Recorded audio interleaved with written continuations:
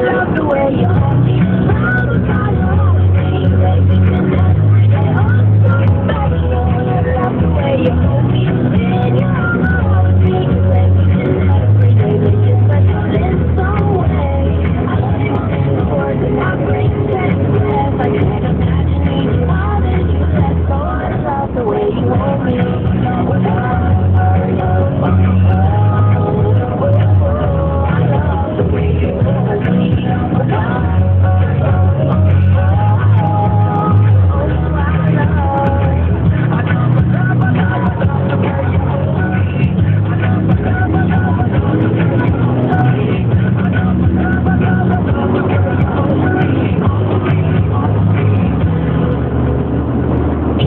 I'm Jeff Connell. That is Jamie Gray from Toby Mac.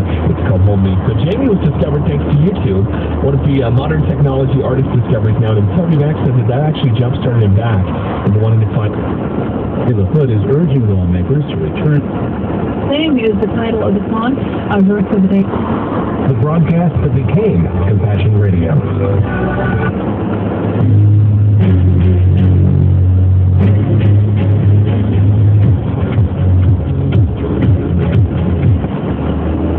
One Region News Radio, including here, where rock and roll never dies and always pairs with fine wine.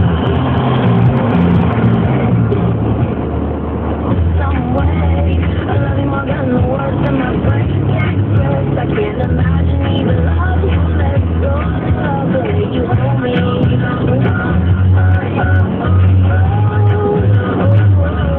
love the way you hold me.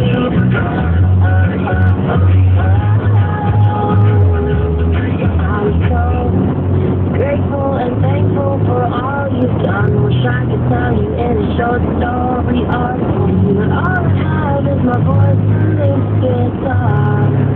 And you have my heart. Oh, I love the way you hold me. Love the time and all the things you know. You do every day. Make you push yourself to go. I love the way you hold me. And you know I love the way you make me feel everything. I love the way you hold me. Love the time you hold me. Every day I'm so special. I love the way you hold me. And you hold me. You make me feel every day. Make you special in some way. I love you in the words in my brain takes breath. I can't imagine even more than you said. So I love the way you hold me.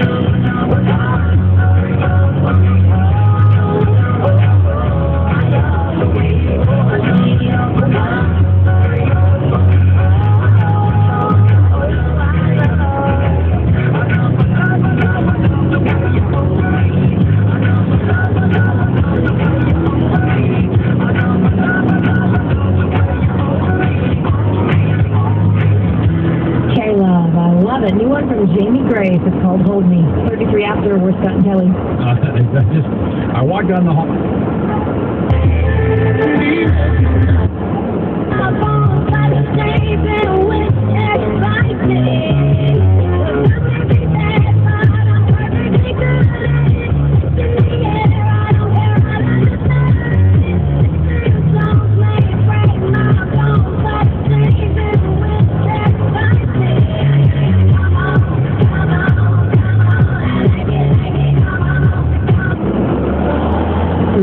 Super Bowl ring was like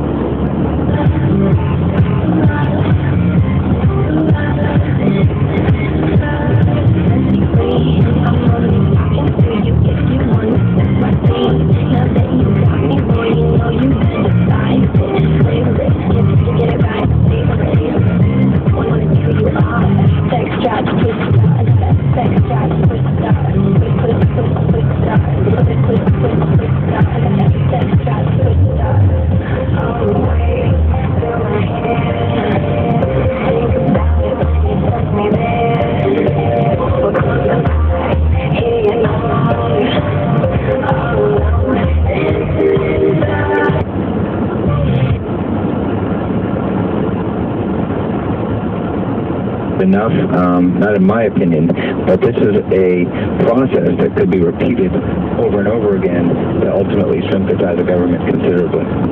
Okay, if you could change anything about the deal, what would it be?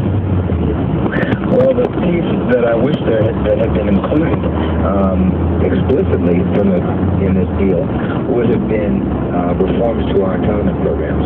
We can cut discretionary spending, and that's a step in the right direction. But the real problems we face are Social Security and Medicare. There's an opportunity for some of those reforms to come in this supermajority committee, supercommittee that will be established in the fall. But I really wish that issue had been tackled right up front. What exactly is this trigger that you're talking about? What trigger? I thought trigger was dead.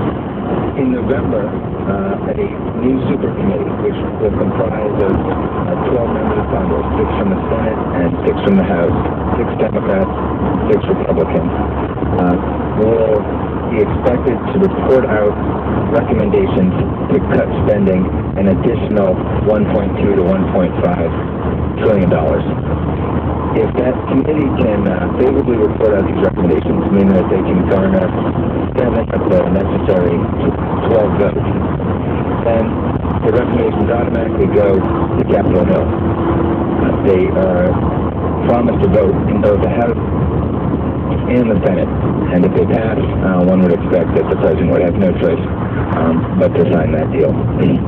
If the committee fails, either because they can't get 7 votes on a deal, or if their recommendations are voted down by Congress, then a trigger kicks in that forces automatic spending cuts across the board. Now, those spending cuts are tilted slightly more towards defense than non-defense. About 10% of the cuts will about 10% reduction in defense spending, about an 8% reduction in non-defense. One of the disappointing aspects of this is that Medicare cuts will be capped at 2%. Either way, we'll get a deal that results in this trillion-plus reduction in spending over the next decade. If the committee is able to be successful, that spending can be structural. We can change the programs. We could eliminate programs. We could do things in a smarter or better way. If the committee fails, we are left with an across-the-board cut, meaning that the inefficient, ineffective programs that exist today in the federal government would continue to exist. We would just pay them less into those programs. Okay, so what type of entitlement reform is needed, like Medicare, Medicaid, Social Security? What would you do? I know what I would do. There's a whole range of issues with regard to Medicare and with regard to Social Security. On the health care front, individuals need to take more responsibility for their own health care. That, in my opinion, can be realized in a variety of ways.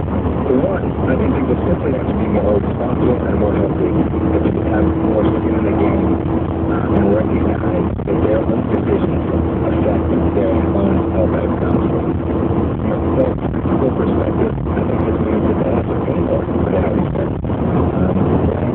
Health care is nearly free when the government is taking those services that the beneficiary is receiving. There is less incentive for the beneficiary to be more responsible themselves. So increased cost sharing, this means that it can be higher co-pays, for example, on out-of-pocket funding. Not necessarily to the poorest among us, but for those who can afford to pay the higher co-pays, they should be expected to pay that. In addition, obviously, these programs were set up decades ago when life expectancies were less. I think it would be appropriate and efficient at the retirement age for Medicare, bring it up to the age of Social Security. For Social Security, bring it up a little bit further. Things need to change again over time, so we're not affecting our grandparents today, but rather that we're affecting ourselves when we hit retirement. Compounded over time, these small changes can have significant impact. Social Security payments could be adjusted so that the wealthy are not receiving the same benefits that they are today. We could means-place the program, in other words. Medicare